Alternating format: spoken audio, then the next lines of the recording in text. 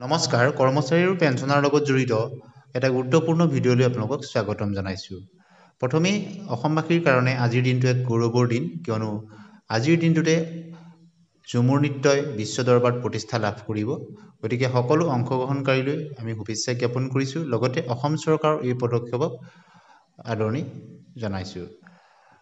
NMOPSৰ তৰফৰ পৰা পুৰণি পেঞ্চন নীতি প্ৰৱৰ্তনৰ কাৰণে তেওঁলোকে দাবী জনাই আহিছে আৰু এই সম্পৰ্কত তেওঁলোকে কেইবাতৰফীয়া তেওঁলোকে দাবী আৰু তেওঁলোকৰ কাৰ্যপন্থা, আৰু সেই কাৰ্যপন্থা প্ৰথমটো হৈছে যে মাননীয় সংসদসকলক লগ কৰি তেওঁলোকক স্মাৰক পত্ৰ প্ৰদান কৰা।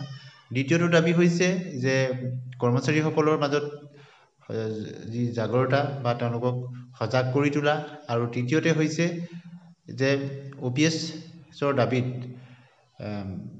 প্ৰতিষ্ঠান বা অৱস্থান কৰিব লাগে, আৰু এনেদৰে 5টা দাবী তেওঁলোকৰ আছে। আৰু দ্বিতীয়টো খবৰলৈ আহিছোঁ, স্থায়ী পদত মকৰলৰ দাবী, সচলত NHMৰ কৰ্মচাৰীৰ উত্তাল বিক্ষোভ। বিশেষ নিযুক্তি প্ৰক্ৰিয়াৰ স্থায়ী মকৰল পে স্কেলৰ ব্যৱস্থাৰ বাবে সচলত NHMৰ কৰ্মচাৰীয়ে উত্তাল তেওঁলোকে বিক্ষোভ কৰিছে। আৰু মহানগৰী সচলত পুৱা 11 বজাৰ পৰা ধৰ্ণা কাৰ্যসূচী ৰূপায়ণ কৰা কৰ্মচাৰীসকলে হাতে হাতে বেনাৰ প্লেকাৰ্ড দি লৈ তেওঁলোকে চৰকাৰক দাবী জনাইছে যে সদৌ অসম স্বাস্থ্য আৰু কাৰিকৰী কল্যাণ সংস্থা NHMৰ উদ্যোগত বিভিন্ন পদত কৰ্মৰত অস্থায়ী কৰ্মচাৰীসকলে এই বিক্ষোভ প্ৰদৰ্শন কৰি শীঘ্ৰে তেওঁলোকৰ দাবীসমূহ পূৰণ কৰিবলৈ আহ্বান জনায়।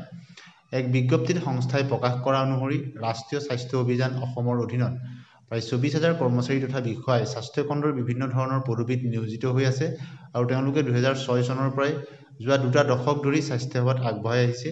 গতিকে ইয়াৰ বাবে 20,000 কৰ্মচাৰীয়ে ৰাজ্যৰ চিকিৎসা মহাবিদ্যালয়ৰ পৰা আৰম্ভ কৰি উপস্বাস্থ্য কেন্দ্ৰ পৰ্যায়লৈকে বিভিন্ন পদত নিয়োজিত হৈ আছে, আৰু তৎসত্ত্বেও তেওঁলোকে অতি ন্যূনতম দৰমহা লাভ কৰাৰ লগতে আন চৰকাৰী কৰ্মচাৰীয়ে পোৱা সকলো সা সুবিধাৰ পৰা বঞ্চিত হৈছে।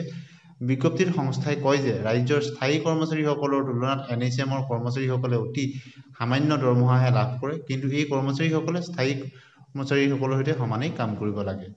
অন্য এটা দাবী যে সদনত শিক্ষামন্ত্ৰীৰ তথ্যত উদ্বেগজনক ছবি, 3খন স্কুলত নাই শিক্ষক, এজনীয়াৰে চলিছে 2,295খন স্কুল।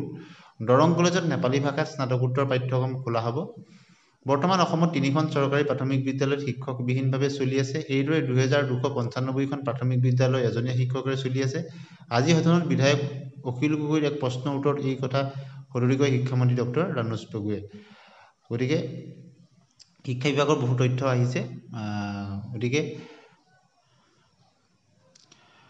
6 শ্ৰেণীযুক্ত বিদ্যালয়ত 6জনীয়া শিক্ষক অৰ্থাৎ প্ৰধান শিক্ষকক বাদ দি প্ৰাথমিক বিদ্যালয়ত মুঠ 1,399খন, শ্ৰেণী অনুসৰি পৃথক পৃথক কোঠা থকা বিদ্যালয়ৰ সংখ্যা 12,122খন, আৰু পৃথক কোঠা নথকা বিদ্যালয়ৰ সংখ্যা 21,961খন। স্থায়ী প্ৰধান শিক্ষক নোহোৱা বিদ্যালয়ৰ সংখ্যা 7,014খন। খালী হৈ থকা শিক্ষক পদৰ প্ৰসংগত মন্ত্ৰী সন্মানীয় ডক্টৰ ৰানুজ পেগুৱে কয় যে ৰাজ্যখনৰ উচ্চ প্ৰাথমিক বিদ্যালয়ত 571টা বিজ্ঞান শিক্ষকৰ পদ আৰু 526টা হিন্দী শিক্ষকৰ পদ খালী হৈ আছে।